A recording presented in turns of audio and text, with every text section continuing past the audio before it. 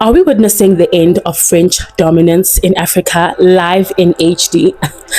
I mean, we did say that the revolution would be televised, right? Also, guys, is there a new scramble for Africa? Because tell me why.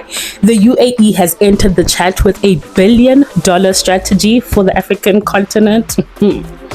Also, when that TikTok lady last year said we need to stand up, African female leader said, say less, babes. All in all, guys, it's safe to say that 2024 has been a remarkable year because Africa truly did its big one. We saw over 5 military coups, certain francophone African countries cut ties with their colonial powers, and we hosted some historical global events, if I do say so myself. From political revolutions right up to sport triumphs, here are the biggest stories of Africa from 2024.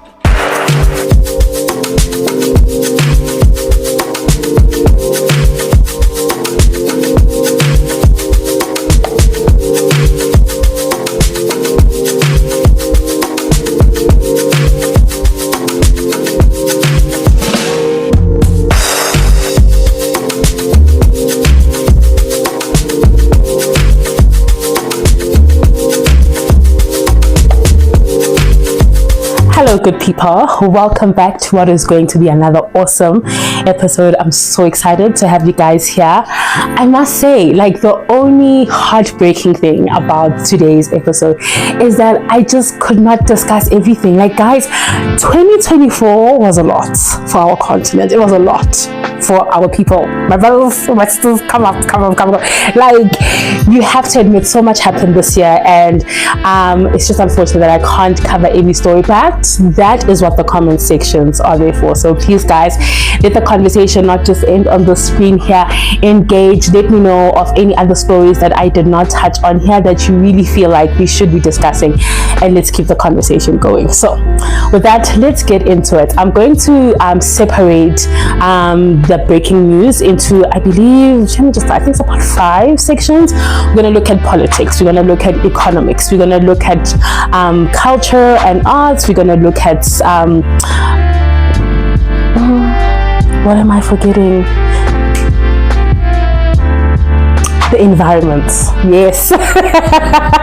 Environmental and health issues, because there was also quite a bit happening in that space.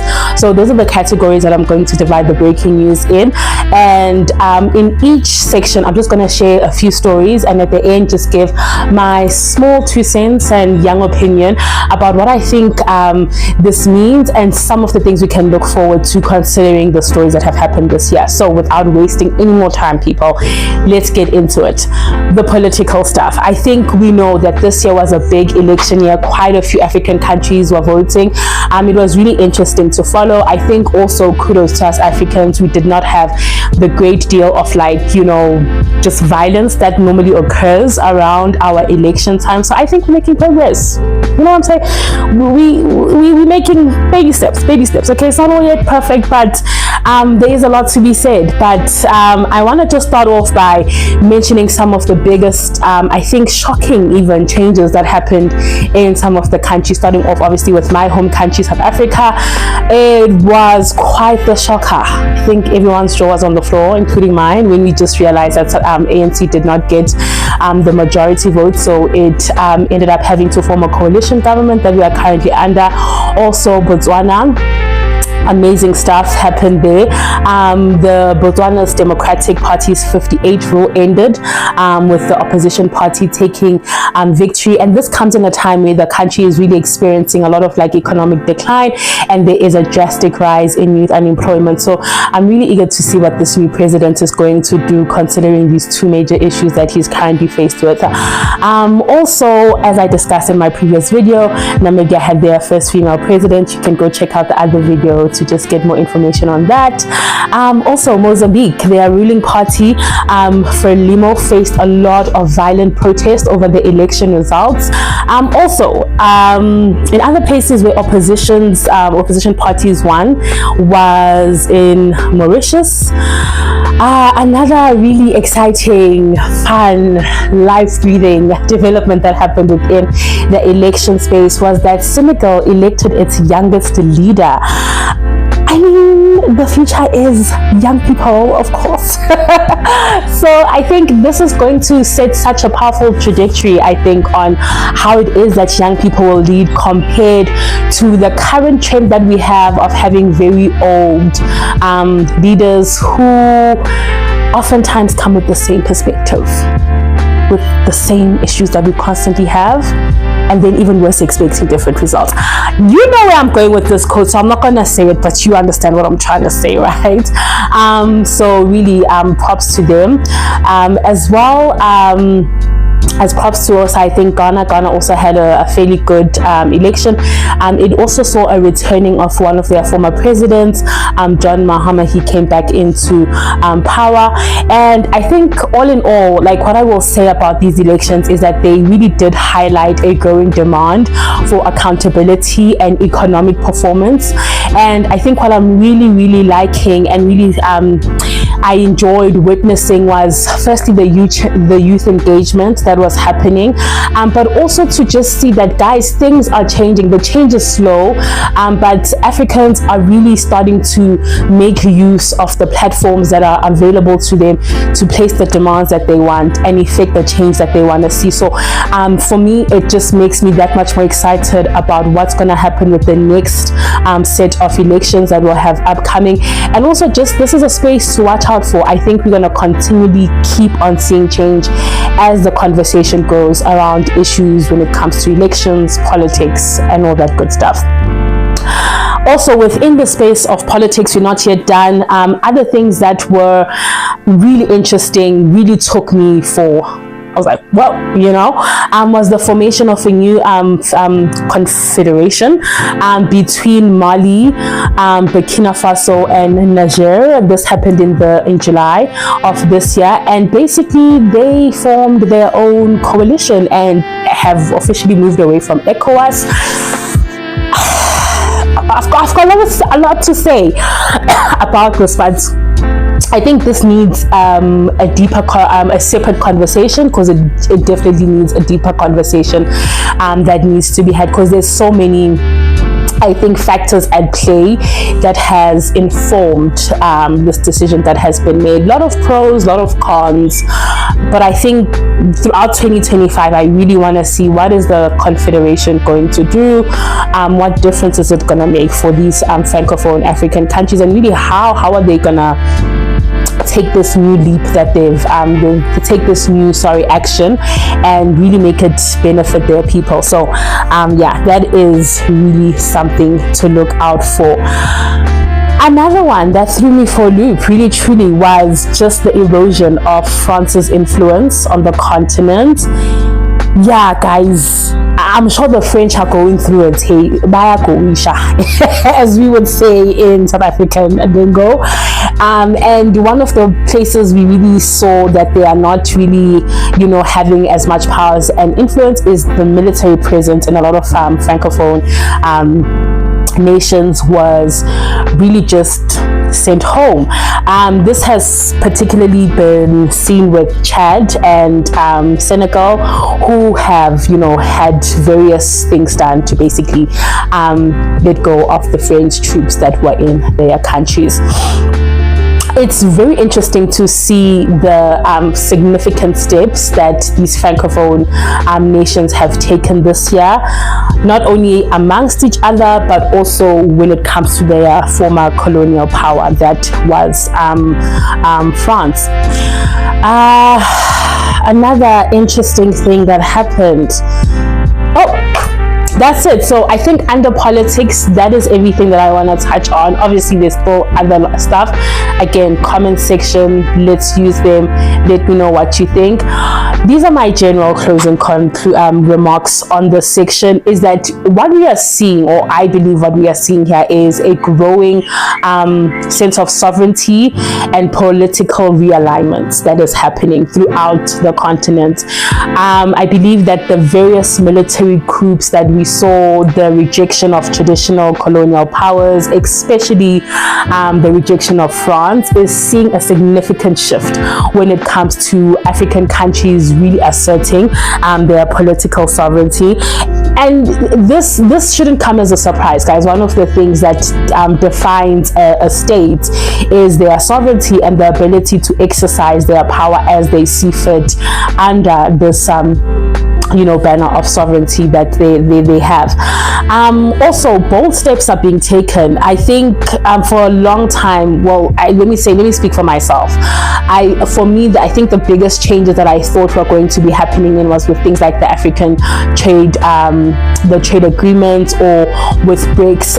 This move was just so unprecedented, so unexpected, and it's really going to also have us keep our eyes open to see how are these francophone countries going to redefine governance, which is, as we know, a very huge issue on the continent. I'm really interested to see that, and I specifically bring up the point of what you call this governance, because we know that one of the contributing factors with most probably the horrible state of governance within a lot of African countries is the neo-colonial influences, right? And just their roles, and then being like this silent behind the scene powers that is always still pulling the strings somehow. So exciting stuff. Let me just leave it at that. Let me just leave it at that. But also, with that said, I do hope that this will, encourage, Africans to really start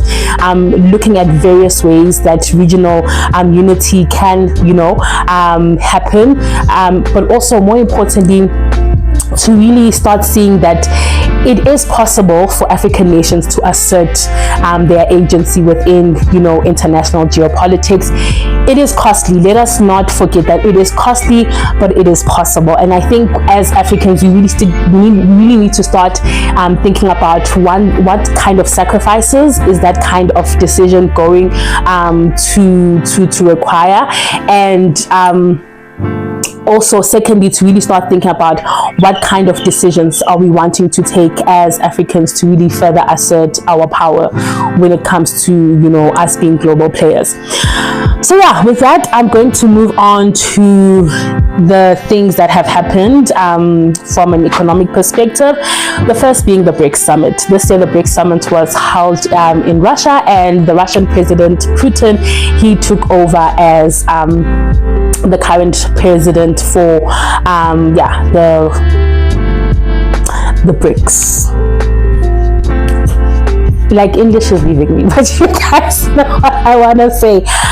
It was also really interesting to see how there were quite a few nation states that have joined the meeting, these being Egypt, Ethiopia, Iran, and the United Arab Emirates member states as well.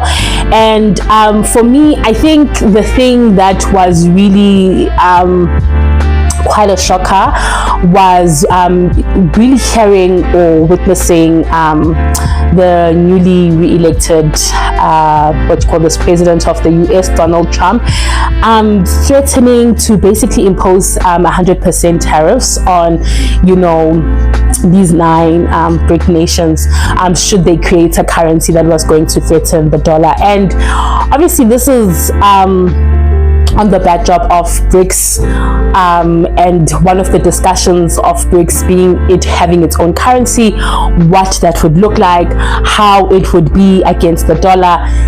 So much to go into with that. We'll have to do a separate video, or we can continue the conversation about that in the chats. But I think for me, I was like, you don't make a threat unless you really see that this threat can really be a danger. I don't know, am I the only one who sees things like that? Like, I feel like you won't threaten anyone if you don't feel like they could pose some form of danger to you. So I feel as though this move that Trump did was just an indication to really the endless possibilities when it comes to BRICS and how it can really just completely change the global stage. Also, our South African president, Cyril, he was elected as the G20 president. This is the first time that an African, president is taking this position. I look forward, obviously, to seeing how he will take advantage of this. We know that Cyril is a very savvy businessman, so I think he's going to take this opportunity with not only just with arms wide open, but he's going to take full advantage. Yeah, that's what I was looking for. He's going to take full advantage of the situation, and it's going to be interesting to see what he will do with it. Also, it's been interesting to see how France, in them responding to what their francophone nations have done in terms of them being rejected by those nations, have now started, forming new alliances with Anglophone nations, particularly Nigeria and South Africa. So that for me is, you don't find that suspicious, but no. But yeah, I think it's just an indication of how France understands the fact that Africa is very critical to their own stability, and so they need to keep the ball moving, and really try find innovative ways. My only hope is that the African countries, the Anglophone African countries that are engaging with France, are really making the necessary demands to have an equal partnership, because we know how these things often work out with African countries and Eurocentric countries, and how we always get the worst part of the bargain. So I'm really hoping that they will take advantage of what I personally believe is France's desperation at this moment, and really utilize it to make sure that their own countries benefit the most from the agreements that are being made. Another big one, guys, the UAE. The UAE said they are coming in hot, okay? As you would have seen from the intro, they have got a $1 billion strategy for the African continent. A lot is to be said about this, hey, and I think I'm really still trying to assess within my chest area how I'm feeling about this. But let me just give some facts, right, that I found doing some research on this. So the first thing is that this strategy, obviously, it's to deepen the UAE's investments and relations with Africa. And the biggest expectation is that it will promote economic growth and cooperation for both parties, right? Again, there's still a lot to be said on that. But I think one thing I really found interesting, and I personally didn't know, was that the UAE's investment in Africa from the year, I believe it's 2013 till recent, is really unmatched. Currently, they've put in about $72 billion when it comes to the area of renewable energy. And they are beating other investors like the UK, France, and China when it comes to this particular section. And this is significant considering the fact that Africa is really going through it when it comes to climate change. We know within the southern region of Africa, I think yearly we have cyclones, particularly in Mozambique, Zimbabwe, some parts of South Africa also hit. So we are facing the effects of climate change, I personally believe, more than other regions. So this is really exciting to see that there's this kind of huge surge in making investments in renewable energy and making space, I think, for African countries to really start thinking about what a sustainable future looks like. Another thing that is interesting about this influx of capital is that there have been some concerns, and those concerns are about labor rights violations, about environmental degradation, and also governance challenges. Like I said, pros and cons, and so for me, it's like, in as much as it's amazing to be getting this huge, I guess, influx of capital, also when you also consider how a lot of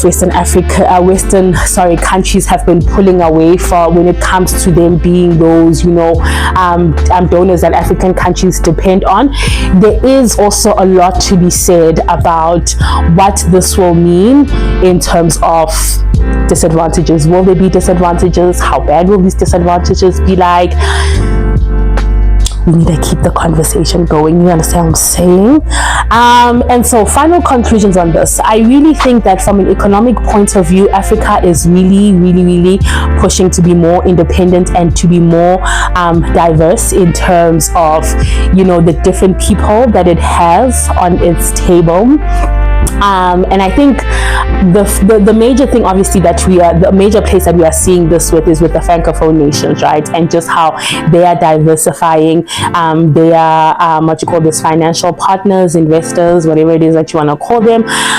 But also just to see that Africa is, many people are really wanting a slice of the cake. And yeah, I just, again, similarly to what I've said previously, I really do hope that African countries are taking full advantage of what this opportunity does mean, and that we are not going to find ourselves sitting in the same situation 50, 100 years from now. Okay, and I think with that also, final point I'll add is that if all of these opportunities that we are currently experiencing are managed strategically and effectively, I really think that there can be a lot of opportunities and solutions that will be brought forth to quite the economic issues that we are having, because we know that a lot of African countries have been struggling to bounce back since COVID. Another thing, our youth unemployment is really just going through the roof, and I really think that this funding, if channeled properly, and if our governance issues can also be dealt with accordingly, youth unemployment could decrease, possibly even drastically. Right. Also, this will allow us to have just to leapfrog into everything that is happening right now within the AI space and technical innovation. It can really give young people a solid footing to be involved in everything that's happening in that space, because we cannot afford to be left behind again. No, let's do better, Africa. So yeah, we just really need to make sure that we avoid falling into the same pitfalls. That, guys, we are going to move on to the second last section of this segment, and that is going to be focusing on everything that entails arts, culture, and sports. I want to first focus on the music side of things, because really truly we have gotten some good beats that we've made some incredible memories too. So when it comes to the music side of things, there's been a lot of African artists who have collected some major international awards. I'll start off with our just fellow South Africans. The first being Tyler. She really just sprung through it, okay? Because she just arrived and she's already collecting so many awards and recognitions, and it's been so amazing to see. One of these awards that she got was the Grammy Award, and this was for Best African Music Performance for her song Water, which I believe everybody, I'm sure, just did a bit of a jam to. If you didn't, you lying, okay? And then also we had DJ Black Coffee. He also was honored with the World's Best DJ at the 9th Golden Moon Awards. DJ Black Coffee has really just had an exceptional record when it comes to his music career in these last 3 years, and it's just amazing to see everything that he's been doing around the world. So props to him with that one. We also had Makati, who got her first international recognition at the BET Awards, and she won the Viewers' Choice Award for Best New International Act. Well done to Makati. It's truly well earned, because we've seen her put in quite a lot of work when it comes to her music. From Nigeria, there were two particular artists who got international awards, that being Davido and Arya Starr, who got different awards at the African Entertainment Awards of the USA. Guys, if there's any other awards that I've left out, do let me know, and just let's celebrate, let's cheer our fellow brethren on, because hey, why not? Also, when it comes to sports, we also did have the African Championships in athletics. This was the 23rd African Championship in athletics. It took place in Cameroon, and there were over 800 athletes from 49 African countries that were competing.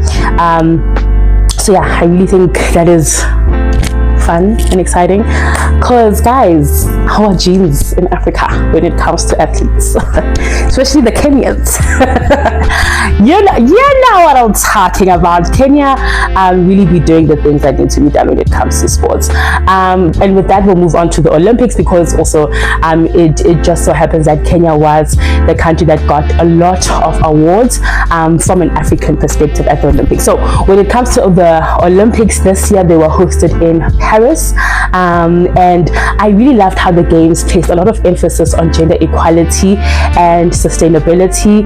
What do I mean with the gender equality stuff? It was so encouraging, so amazing, so beautiful to see the videos of the women just slaying, being the queens that they are. I particularly enjoyed, I'm forgetting the category now because it's been a while since I watched it, but I think it has to do with the arrows, I know, but the lady was pregnant and she just looked so powerful and regal, and I was like, yes, this is what it's about. I really enjoyed following that in the Olympics this year.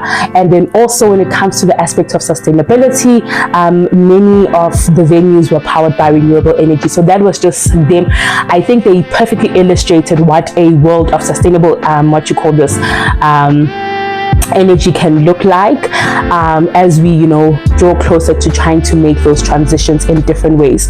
Now, looking at all the medals that we got as Africans, we received a total of 39 medals, and this includes 13 gold, 12 silvers, and 14 bronze. And like how I highlighted, Kenya was the most successful since they had 11 podium finishes in total. And our performance rather as Africa within the Olympics has really improved from 2020, and this is really just like, it says a lot about how we are taking, as a people, we are taking the sport seriously. And I believe that the more we win, more funding, more support will go into making sure that the athletes have everything that they need to perform at their optimal best. So again, a round of applause to our athletes.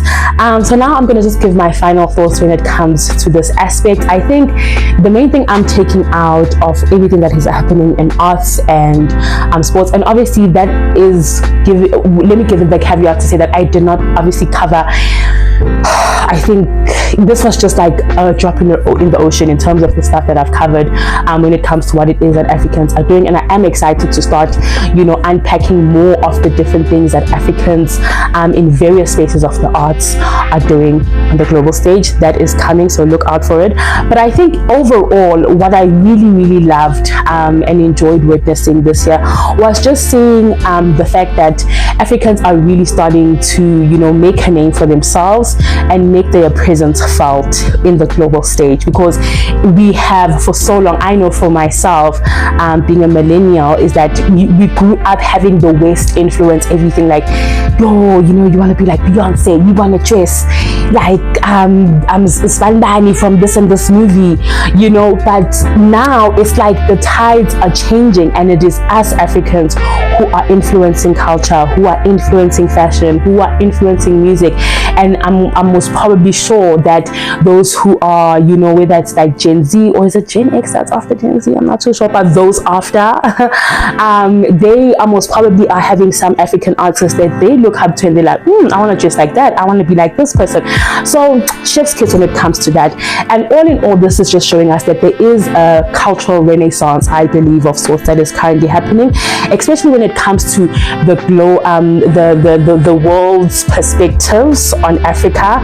And I really think that all of this is encouraging a great deal of African pride as well as unity. And I think if channeled correctly, particularly by those in the space of government and those in the space of private sector, this could really open up a lot of doors economically when you look at things within the tourist, fashion as well as entertainment space. So much to look forward to, super exciting, like, woo, yeah, it's a lot. Now, final segment that we're going to be moving into I'm gonna call this one challenges and triumphs, but it's gonna basically encapsulate everything that happened within the environmental and health space. And again, these are not all the stories, just some of them, one or two, but you feel free, share the others, really want to hear them. From an environmental point of view, we have had a challenging year as a continent. Guys, if ever we needed to know that climate change is real, I just think look at a lot of African countries and just some of the environmental things that we are challenged with and are currently going through. I know that this year particularly there was a lot of devastating floods, particularly within the West and Central African region, and many of these floods have resulted, I think, close to 1,000, if not just a bit over, fatalities that have happened. And then obviously we know 100,000 of people have been displaced as a result of these. So other countries such as Chad, Nigeria, Mali, Niger have also been severely affected by these floods, and this really is, you know, making us really start seeing even more the urgency of climate resistance, and really having, you know, both government and corporate and even civil society really the need for them to find ways to work together to come up with solutions that will be immediate, impactful, but most importantly sustainable. Because one thing we are also seeing is that these you know, environmental issues, they're not stopping, like they're just rolling one after the other. So it's really just forcing us to start thinking quick, fast, and in a hurry when it comes to the solutions. Also from a health point of view, we did have a bit of an issue with monkeypox. In August, the World Health Organization declared monkeypox a public health emergency, and this was it was spreading in some African countries. But why I specifically bring this story is that I really was encouraged by how African countries that were affected by monkeypox, how they responded. And I think it's similarly to the situation in COVID. In as much as they were, I'm talking specifically now on COVID, they were fatalities, but when you look at the predictions that many people had about how drastically COVID is going to spread, how many lives are going to be lost, like we didn't even hit many of those predictions that were given when it comes to the pandemic. And I think from then on we saw that as Africans, because we've had to deal with so many diseases and have had to deal with them with limited resources, if not none at all, and having to have our healthcare system really strained, I believe that the healthcare system in a lot of African countries have learned how to be proactive as soon as a disease comes through, because you really see with how things are not spreading as rapidly as they previously used to. I believe it's with Ebola, if I'm not mistaken. That really, I think, was the time where I think the greatest lessons were learned in terms of immediate response, and we're seeing how that has those lessons and that knowledge has continued to trickle down even in years later when these diseases keep on popping up. So I bring up the story to just really say that as Africans, we really need to give ourselves a pat on the shoulder. Did I just say a shoulder? Child, we already have shoulders. But we need to give ourselves a pat on the shoulder, because this speaks volumes. You understand what I'm saying? Like, this speaks volumes. Because of time, I'm not going to speak about what the volumes are, but those that get it. And so with that, I'm going to give my final remarks being the fact that these two issues that I've just highlighted have really brought to the forefront the need to really start taking, I don't think we don't take climate change seriously. I think it's a matter of just to be more urgent in implementing solutions, for climate justice and climate resistance, right? But also it's brought to the forefront the issue of resource management. We are obviously a continent that is oftentimes lacking with having the adequate resources that we need to deal with many of the stuff that we are faced with and challenged with, but we have learned how to use the little that we have to make the most out of it. And I think that is just a testament to the resilience of Africans.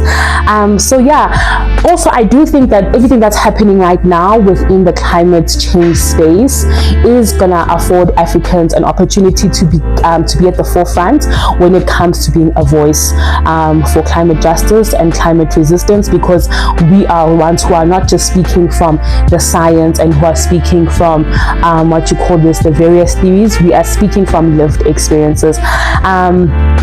At the same time, I also think that this could also serve as a great deal of encouragement to start having us think now already how we can start implementing renewable energy in most probably in innovative ways that I think maybe countries that are in the West do not necessarily have to think of, because of how they've got so many resources readily available to them. So with that, guys, we are going to be ending the segment, and in conclusion really to everything, I just think what we have seen this year in 2024 with everything that we have gone through, we've seen the recurring theme of how Africa is a resilient continent with a resilient people, but more than that, we've seen a great deal of growth. I believe a great deal of growth amongst your everyday African people or persons rather, in how they've really started being active citizens. They've started being active participants in issues that are affecting them in various ways that they can be. So that growth for me is just like, again, 10 out of 10 minus nothing, just so amazing to see. As one who has a history in international relations and politics, it's like I personally for myself am living in my wildest international relation African politics dreams, if I could say so, because for in recent years it always just seemed like there was just like this disconnect with everything that was happening to us. Everything was just happening to us, and we were just like these inactive recipients of everything. But now it's like we're dancing the tango, baby. Okay, we are in the game. So it's really, really amazing to see. I also think that we have seen a great deal of action being taken by Africans when it comes to them being determiners, or them being determined to chart their own course of action or own course of growth and development. So yeah, I think it makes looking at the continent much more fun, much more interesting, much more exciting, because now we are not seeing the same things happen again. Every now and again, like these new things are like just springing up, and it's like, okay. So yeah, more than that, I really do believe that the events that have happened in this year are really illustrating and highlighting to us that as a continent we are really at a crossroads. And I say that we are at a crossroads because in as much as we still are having the same challenges of like political instability, economic inequality, climate change, this has been balanced out by the significant opportunities of growth, innovation and leadership that have been coming up as well.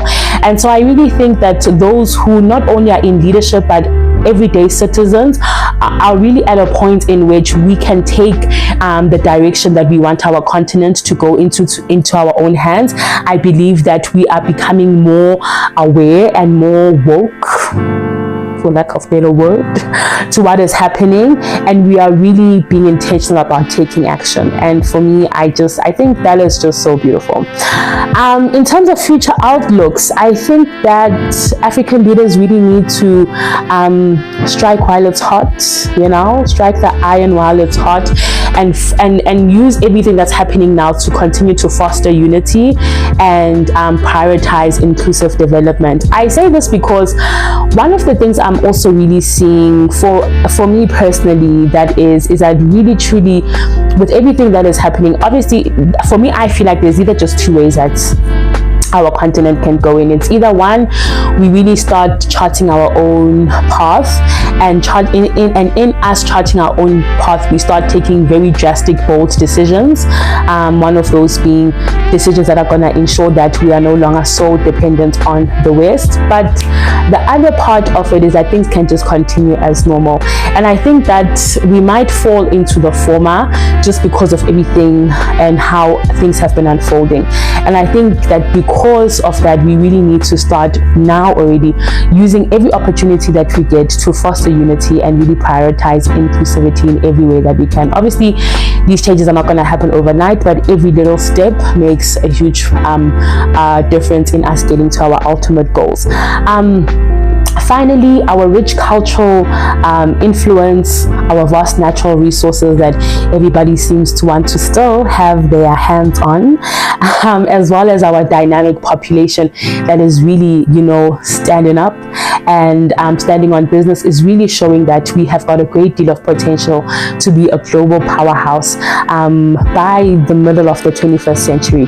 And so I really think that right now, more than ever, the future literally is in our hands. Our hands being these devices that we use every day, and how they are affording us and they are teaching all of us the different ways in which we can engage to really ensure that we live in a continent that we are proud of and that we actually genuinely want to be in, because this is a beautiful place. So yeah, guys, with that, we are going to move on to Woman of the Week, because unfortunately we cannot have the Woman Across Africa segment.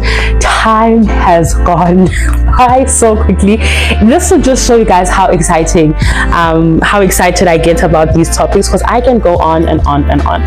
But essentially, this Woman of the Week that I will be highlighting is a wonderful lady from Senegal. Her name is Miriam Sonko, and she is championing women's rights and agricultural sustainability. And why I particularly love her story is that she highlights something that I don't think we talk enough about, which is women, land, and the law.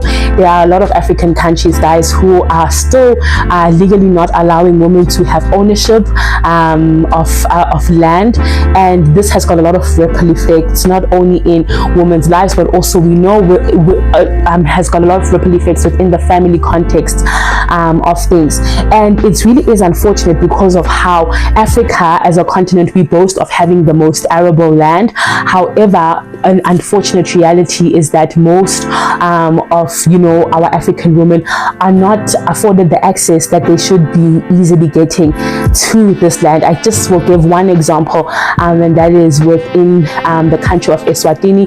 Eswatini considers women as minors, so that is why they cannot legally own land or inherit land even from their parents. So her story is amazing. I really think you guys will enjoy it. You'll be so encouraged, and I think we should just give a round of applause to the work that she's doing, because she's not only changing the lives of women, she's changing the lives of children in these women's lives, meaning that she really is impacting the future now in real time. With that, guys, thank you so much for joining me. If you have stayed till the end of this episode, you are thebomb.com. And with that, I will see you guys in the next one. I appreciate you guys so much. Stay safe. Bye, bye, bye, bye.